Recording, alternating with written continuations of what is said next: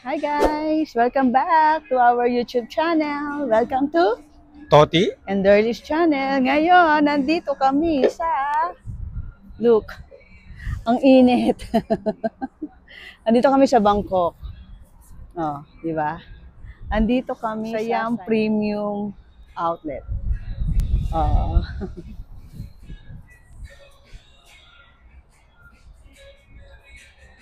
di ba? Very nice. Lilibot namin kayo. Kung gusto niyo malaman kung paano pagpunta dito sa Siam Premium Outlet, ayan, panoorin nyo till the end ang aming video. Pero kung bago ka pa lang sa YouTube channel, please subscribe and hit the notification bell para Lagi kayong updated sa aming mga bagong videos. Keep on watching. Love, love, love. Tingnan nyo. Tingnan nyo yun dito, oh. Ganda. Oh, di ba?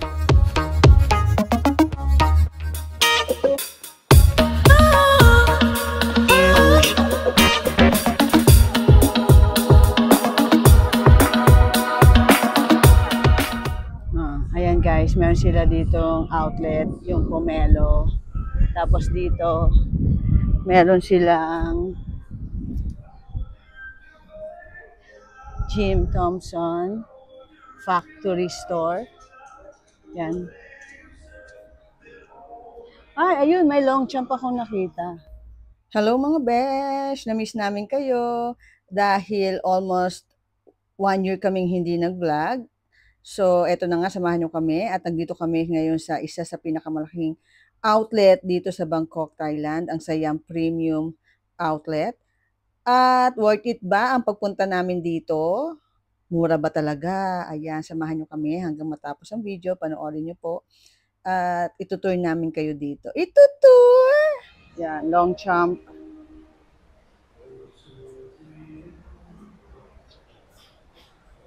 %30 off. Up to 70% off daw yan. Ayan, at meron din silang Lacoste na nandito. Ayan, medyo malaki yung store ng Lacoste. Pero hindi na kami pumasok sa loob. Kasi hindi rin naman siya sale. Actually guys, marami silang brands na nandito sa outlet ng Siam Premium. Pero kasi yung price nila, makikita mo din yung price. Makikita mo din yung same price lang actually. Yan, meron silang Samsonite.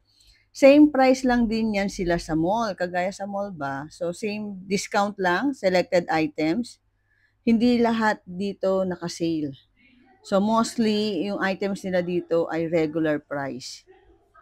890. Pero kung tourist ka, kasi maraming turista na nandito, mga Japanese na nakasabay namin sa bus. Ayan, meron silang Watson.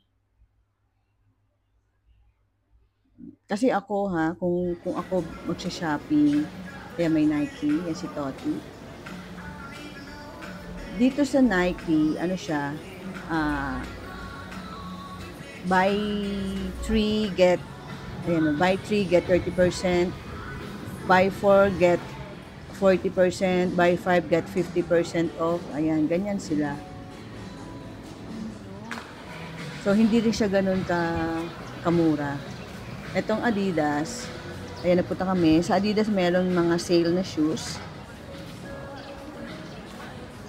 Marami-rami din sale na shoes ng Adidas ngayon nung nagpunta kami. Pero, yung iba kasi wala ng size. Yung mga nag-iisa na lang na pair, yung nandiyan, yun yung mga sinisale nila. Pero marami ka pa rin naman choices na mapagpipilian. Oh, ang daing shoes, di ba guys? Ayan. Tapos yung iba, 70% off nga talaga. Mura lang. Bili mo from 3,000, magiging 1,500 na lang. 50% off. Ayan, kagaya niyan, sale siya. From 5,000, naging 3,000. So, nakaless ka ng 2,000 baht. Same price lang din ba sa Philippines? Ayan, 4,700, naging 2,820 baht. Sa Adidas, medyo madaming pipilian. Ayan, chicken skin. Paborito ni Toti. May champion na brand na nandito. Madami actually eh. Mapapagod ka eh. Yan, Under Armour. Yung Under Armour up to 50% off sila. Pumasok kami sa loob pero wala kaming nabili. Yung Puma, sale din naman ang Puma. So, anong paborito niyong brand ng shoes, guys? Share naman dyan. Actually, na-excite lang ako dito kasi gusto ko sana sa New Balance dahil meron akong hinahanap na shoes. Ina-expect ko meron sila dito. Pero wala. Kipling, ayan, Kipling. 70% off. Mura ang Kipling, guys, dito. Ayan. O, mga besh, baka gusto nyo yung mga belt bag na Kipling. Meron silang one price. May mga items sila na one price lang. Ayan, 990 and 1,190. Yung mga sling bag na maliliit, yan, 1,190. Yung parang maliit na wallet na sling, 990. Habayanas, ganun din, up to 70% off, pero selected items. Kukunti lang yung mapagpipilian mo dyan. Yung Wacoal, meron silang one price, 399. Ayan, nakabili kami ng Wacoal. Kasi diba, sayang eh, 399. Muli mo from magkano siya, tapos 399 na lang siya. May gusto ko sa kids. Yung ibang brand, hindi ko alam kung hindi ako familiar sa kanila. Ayan, yung Kids, Skechers. Hindi na kami pumasok sa Skechers. Kasi guys, grabe, ang laki nito, tapos nakakapagod. Ayan, Kids. Tapos kung gusto nyong malaman kung paano pagpunta dito, kung magko-commute kayo, napakadali lang. So, panoorin nyo hanggang sa dulo. Ang kids, 70% off. Yan. Meron din silang pang kids. Hanelo ba? Ganun din. Yung mga price nila na sale, ganyan din ang sa mga mall. Kasi, pag pupunta ka dito, medyo mahal yung fare nila dito. Mahal ang pamasahe. So, 150 ang bawat isa sa shuttle bus. Meron silang bus. Ayan, Skechers, up to 70% off daw. Ito yung New Balance, pinuntahan namin. Meron silang mga sale dito sa New Balance na mga one pair na lang din. Pero mababa na lang yung price niya.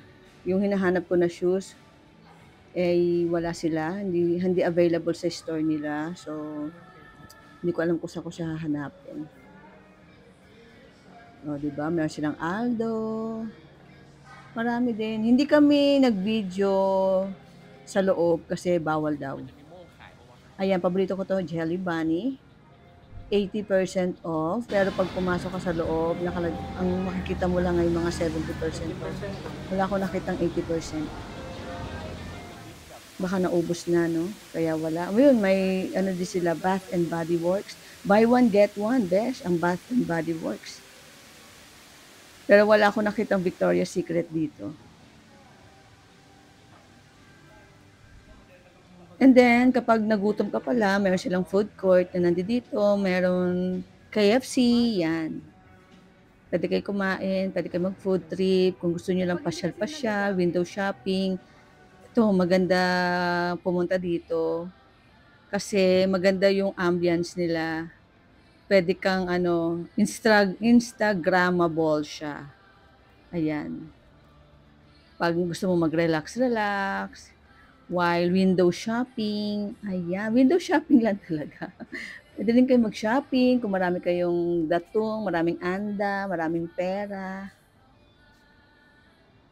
At ito, may mga Michael Kors sila. May Marc Jacobs, and Burberry. Ferragamo, marami sila, Balenciaga, Versace, biruin mo. Pero hindi kami pumasok sa loob. Kasi hindi siya, walang nakalagay na banner na sale sila. Balenciaga, yan, meron silang Vans Outlet. Ito, meron silang The North Face.